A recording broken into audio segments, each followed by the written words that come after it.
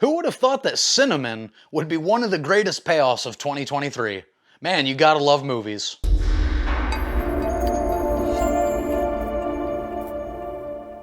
Hey, what's going on everybody? Welcome back to my month of horror here on Baker Reviews. And if you haven't seen my previous video, I did already discuss A24's Talk to Me, so you can feel free to check that one out after this. Today we are talking about Cobweb. You have a beautiful imagination. It's going to get you into trouble one day. This was directed by Samuel Bowden, and unfortunately this is a movie that made a ton of questionable decisions during its theatrical run. First of all, this is a movie that unfortunately got buried because it came out the same weekend as Barbie and Oppenheimer. Talk about your all-time backfires. And it's a movie that wasn't even really advertised or marketed that well. I actually didn't even go see it back in July because I was so busy doing the Barbenheimer stuff. And I was told that it's a better October movie, so I actually waited until just a day or two ago to finally watch this thing. And damn, it's a shame that they botched it so bad in the theater, because this is an excellent horror movie. And while I was watching one of my favorite YouTubers discuss their thoughts on the movie, I saw somebody in the comment section say that this feels like a feature-length Goosebumps movie if they actually gave it some care and a budget. And after watching the movie, I think that is a pretty spot-on description. And if you're not even familiar with like the premise of this movie, I can't say I blame you, but basically this kid Peter, one night he's trying to sleep and he starts hearing like this scraping on the inside of his wall and like these small knocks.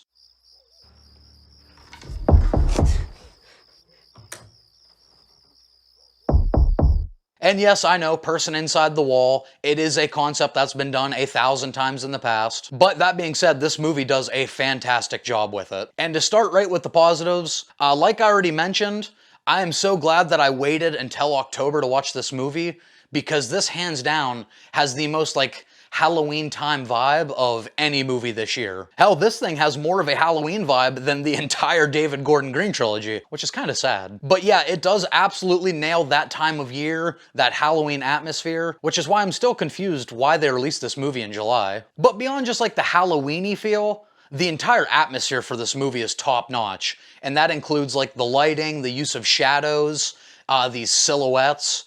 That was a moment I knew I was really digging this movie. You have Peter coming down the stairs to kind of eavesdrop on his parents' conversation, and you just see like these huge silhouettes on either side of him in the staircase. I thought it was a really cool shot, and that's the moment I'm like, yeah, this movie is doing something special. And since we are talking about the Halloween of it, there are definitely some direct nods to the Halloween franchise. Like they live in this fictional city of Holdenfield instead of Haddonfield.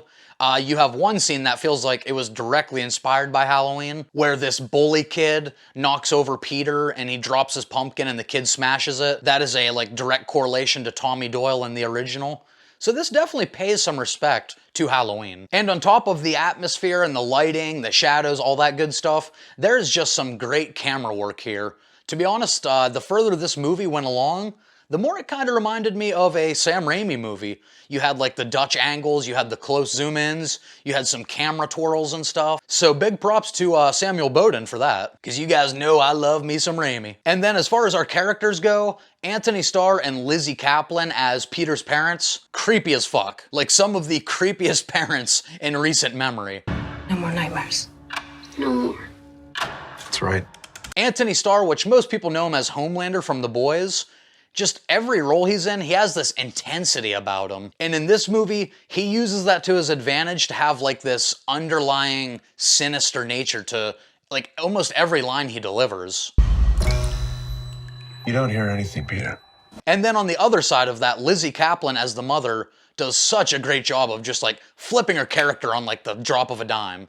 She'll go from like this nurturing but overprotective mother to out of nowhere just making you feel super uncomfortable. And I just think in general, like one of the worst things for kids in horror movies is creepy parents, because literally that's all you have. Like if you can't trust your parents, then who the hell can you trust?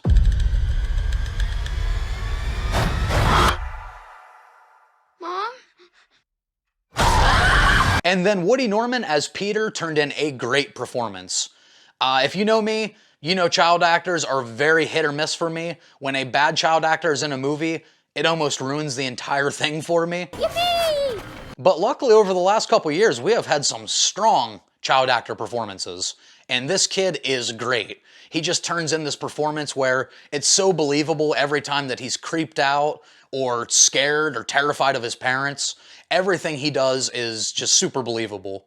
Beyond the characters, there are just some great twists and turns all throughout this movie.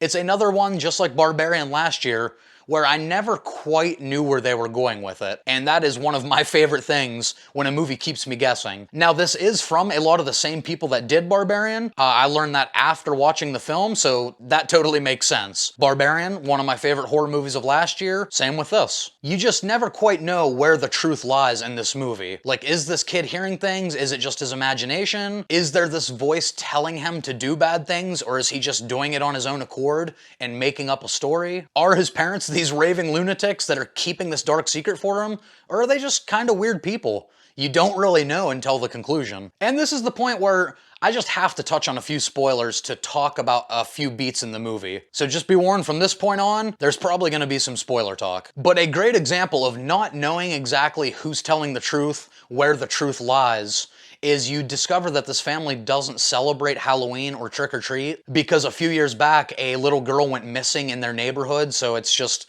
something they don't do anymore. And this is told to Peter through the lens of his parents. And at this point, they've already been so weird that you start thinking, did they have something to do with this? And later, his sister reveals to him that the parents actually killed this girl and buried her in the backyard. Now, I think a lot of people took that for face value and kind of misinterpreted it. At least, I mean, who am I to say?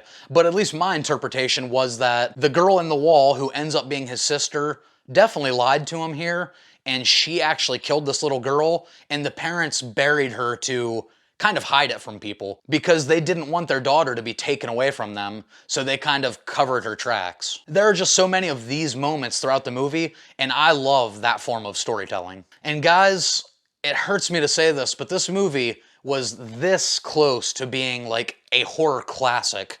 I loved it so much. And then it kind of just fell apart. Now, will this still go into my yearly Halloween lineup?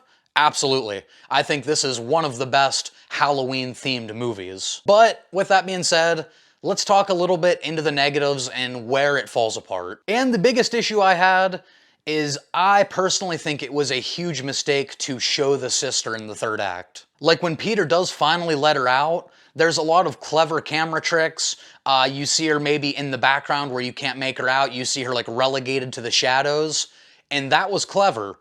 But then there is a moment where she is fully revealed, like she's the center of the shot. And to me, I just didn't like what I was seeing. First of all, it's just like kind of over CGI'd, and it just took away from the scare factor. Like once you see her, it removes the mystique of the character, and that in turn just kind of takes away some of this dread and some of this terror. And then another big issue that I had is you learn that Peter's sister is the one behind his wall, and when she does finally get out, she throws Peter in there because she's kind of jealous of the love he got from the parents. And the substitute teacher, Miss Devine, who took an interest in Peter, she comes to his rescue and just like gets him out of the wall so easy with like this tiny axe. And it kind of begs the question, like, how is this monster that can literally rip people's heads off their body? How did this monster not get out of this paper-thin layer of like this decrepit drywall? Just made no sense. And then finally, you had this bully character for Peter, this blonde kid at school, which, by the way, is Gary Busey's son. The Busey bloodline lives on. And, you know, it's a common trope in movies, the bully, and I was fine with it at the school, but it gets to this point where the sister tells Peter to defend himself, so in this fucked up scene, he pushes the bully down the stairs at school and breaks his leg. So in the third act of the movie, this kid and all of his like brothers or older cousins or whatever, they all come to the house and like they have like weapons. So what did these kids plan doing to this tiny little kid when they broke into his house? Like, were they gonna kill this kid? Were they gonna fuck him up with baseball bats? Like, that's really messed up. This kid's like 10 years old. This film had some great setups, and it paid it all off later in the movie. Peter's fear of spiders was a big one. Miss Devine helping him get over that fear. And later on it pays off, obviously, because Peter's sister is kind of this like giant spider monster. And simultaneously, Miss Devine has to overcome her own fears to help Peter. And then, like I alluded to in my intro, there's this scene involving like something that smells like cinnamon, and it is a moment where I was literally like, no fucking way. It is one of the biggest oh shit moments of the entire year and one of the most satisfying payoffs. This movie's pretty similar to Black Phone in the sense that everything they set up, they properly pay off. But overall, just a fantastic horror movie that got slept on, that just lost me a little bit in the third act, that put this right below an all-timer. If you're looking for something a little bit different, I would absolutely recommend you check this out this October. I'm gonna give Cobweb a strong 8.5 out of 10, tying with Talk to Me for my favorite horror movie of the year. And if you put a gun to my head right now and told me to choose, I might be dead. Alright, but that's gonna do it for my review of Cobweb. As always, if you have seen this movie, let me know what you thought about it down in the comments. Really want to talk about this one. It is one that I am so glad was recommended to me, and I'm also kind of glad I waited until October to watch it. Not often does a movie come along that genuinely creeps me out, but this was definitely one of them. While I have you, me and two friends do a weekly pop culture podcast called Culture Shocked. Links for that will be down in the description. As always, if you enjoyed this review, give it a thumbs up, hit subscribe over here so you don't miss any of this month's horror-themed episodes. I have something special coming up for Friday the 13th. Hint, hint. And this is just my favorite month of the year. As you all know, I started as a horror channel. It's my favorite genre of movie. So it's probably gonna be a pretty heavy month of videos that you don't wanna miss. And as always, we'll see you in the next one. Hold on. What is that? Tastes like cinnamon.